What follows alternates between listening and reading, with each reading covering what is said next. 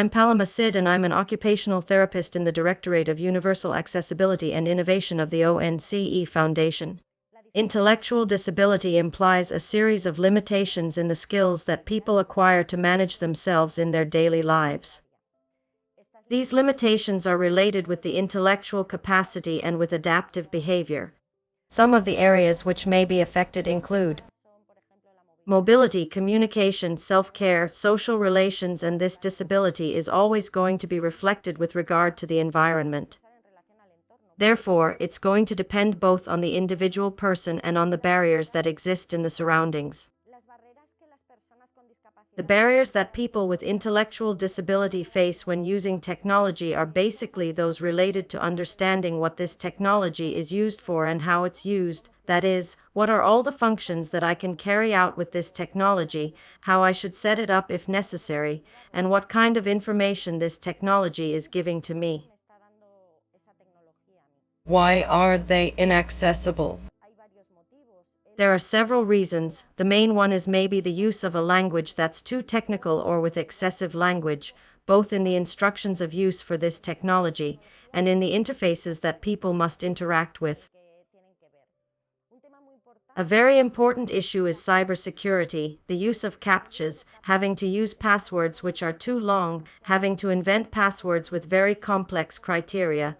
They make interaction very difficult for people with intellectual disabilities.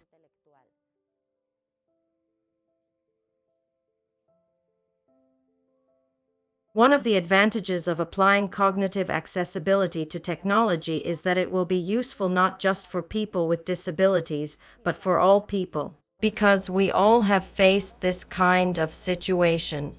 Some of the things we can do is to use a clear and simple language with the necessary amount of information, without it being excessive, and well organized and structured.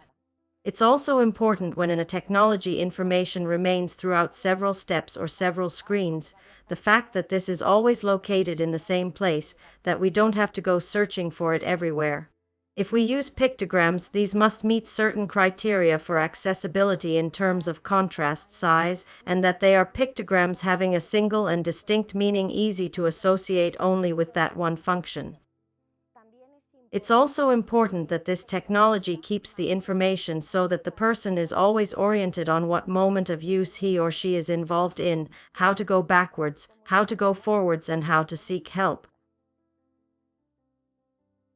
Valencian Government Department of Innovation, Industry, Trade and Tourism Digital Divide Observatory Chair of Digital Divide and Functional Diversity, Polytechnic University of Valencia Center for Quality Management and Change, Social Group ONCE, Decatic.com.